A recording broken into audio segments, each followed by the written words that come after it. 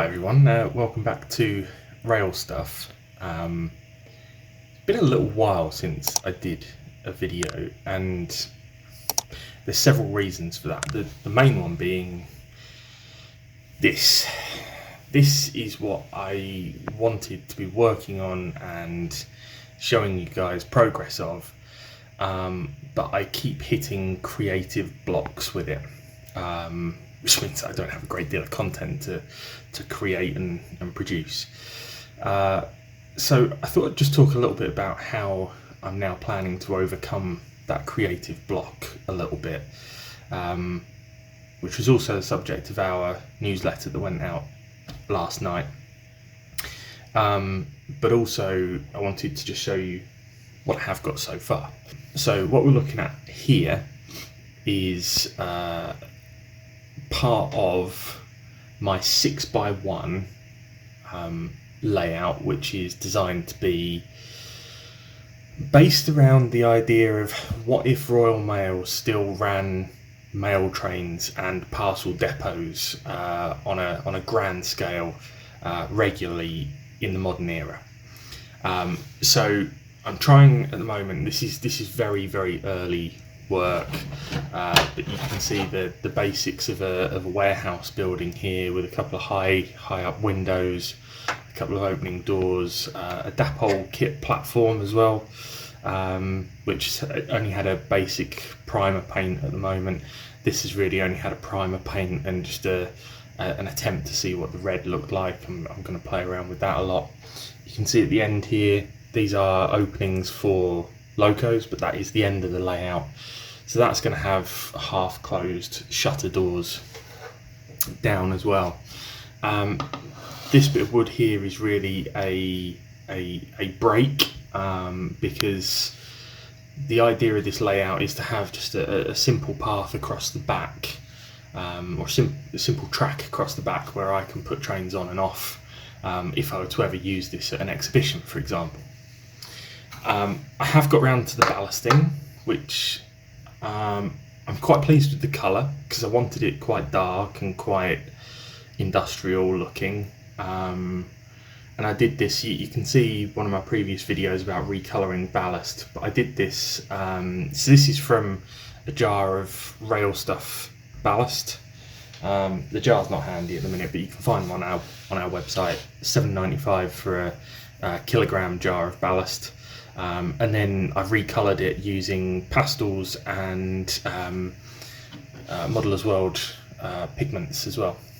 So I used some black soil in there, and that's how I came up with the colour. But what I will say, if I just move these out of the way here, I'm not entirely happy with the edge of it. I'd like it to be a lot neater. I think some of that will get blended in when I start to sort of create a little bit of scenic just on the edge here and finish the edging off as well.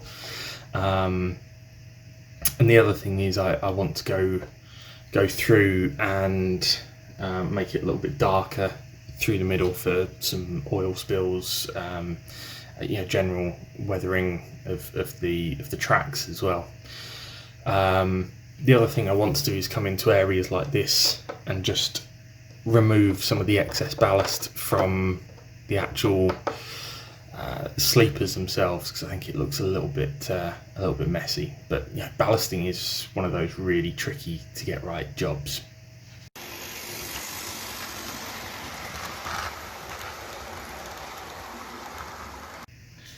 So it's a pretty basic way to view it, but just to give you an idea of the rest of the layout, you can see the rear section there, coming through the middle where we've got some points that head off to the rear, and then you'll see there's an additional double point section here, with additional sidings at the end here. I'm in half a mind to terminate this a little bit earlier, this one, just to give a bit of extra space in the back corner. I think at the moment it's a bit track heavy, and I'd like to to be able to do a little bit more there. I've got some Royal Mail vehicles that I want to incorporate, so therefore there'd need to be some hard standing area up this end for that. But yeah, I mentioned creative block earlier. I think that was most applied to this section here. It's difficult to figure out how to get this to... I understand low profile buildings at the back of a railway scene, as in, you know, you can imagine that is the far wall and you can't go any further, so you use your imagination to know what's behind there. When you've got a break like this though, it starts to play with my mind a little bit, that actually if I can see that, then I don't really know how to explain myself, but it doesn't compute very well in my mind. So you might notice that actually I cut it a bit short here. So originally there was another one of these MDF panels that ran along to about here. If I just turn that so you can see it, it ran to about here. I actually removed that, so chipped that off, and I'm going to have to cut this piece of wood a bit shorter and things. The idea being that actually maybe this building that ends here, I may then clad it further along on the MDF, finish it here, and then have a frontage to the building there as well. Another loco opening. It just might feel a little bit better in my mind. But then what it does, it opens this massive question of the roof. And I think originally I was sort of going to have just a sloping roof like this. But then I started to realise I probably need a canopy across the platform. So then I started to think, well, could I do that as a flat roof canopy? And I'm just not sure how well that works. So I mentioned earlier about getting over creative block. I've started this week searching for pictures of old Royal Mail parcel rail depots. So some great pictures of the old Tunbridge depot, for example, which at one point had a roof that came down and then back up again as a canopy. So that's one idea. But I'm also looking for other pictures, and it may be that there is a flat roof example that I could use. And if that's the case, I've done some stuff in the past with creating textures on flat roofs and things like that as well. So yeah, it could be that works actually.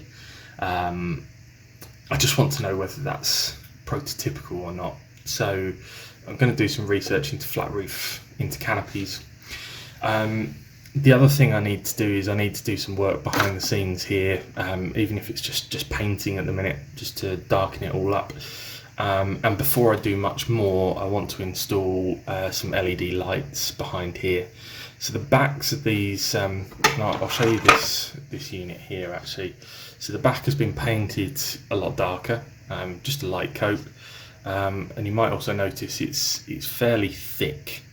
So it's got Javis plasticard on the back, and then I've used the Wills building kits on top. The reason it's so thick is, number one, so that I've got this kind of step in it, so it slots in behind the platform, but also I wanted it thick and dark behind, so that when I put LED lights in there, they don't just shine through the plastic. It's a really common mistake to make that.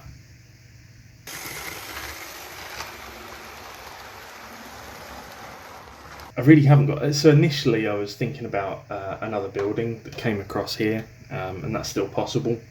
And I've got a sort of paved area here, or roadway area. I was thinking about maybe even a retaining wall that the building sat up against. Originally I had it when I had the other board that came to here. I actually had a bridge span across the top, like a girder bridge, just to sort of finish the area off, but I took that away.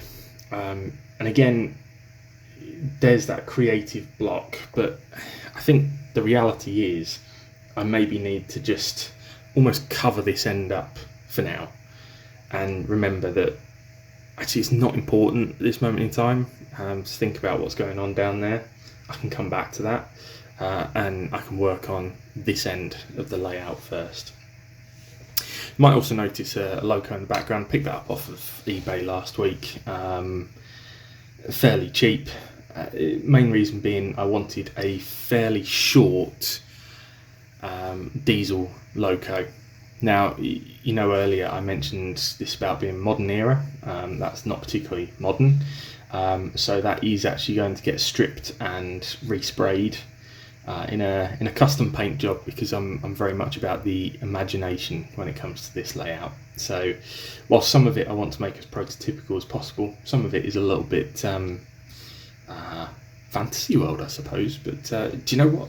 We have that creative license when building these layouts, and that's one of the great things about doing this hobby. So I shall be working on that. But I think, you know, just going back to that creative block thing, number one, bits that are bothering you that have nothing to do with what you're working on now, block them out.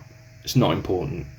Secondly, look for inspiration. You know, inspiration is so important in this. So I did pick up, I don't know as if I've got it here, did pick up a magazine. It was one of the magazines did a special on parcel depots and Royal Mail and things like that. So I picked that up, so I'll look through the pictures in there. But also just spend a bit of time on Google, places like Flickr as well, looking for loads of pictures of Royal Mail parcel depots to get some inspiration and ideas. Then the next thing is a basic to-do list. So for example, I know that today my aim is to, and this is why I'm holding on to this ruler, is I'm going to go along the edges of the ballast with the metal ruler and a Stanley knife and just neaten the edges up. I'm also then going to, using a knife, just chip off the bits off of sleepers that I don't like as well, and just generally try and neaten it up. You can see where I started to have a go at just darkening up the inside of the rails as well. So I've got some stuff to have a go with that as well. So that's the list for today. I don't want to get drawn into anything else that's not on that list. Don't go thinking too much into it. So in terms of that creative block off areas that you don't need to think about for now. Create a to-do list, find some inspiration. That for me, I think is the key at the moment. But if you've got any other ideas, then please drop us a line. railstuff@rakewaypartnership.com is an email address, or you can find us on Instagram as well @railstuff. In the meantime though, it is a wet weekend, so why don't you get modelling as well, and good luck with it all, and we'd love to see some pictures of what you're up to. Thanks for watching.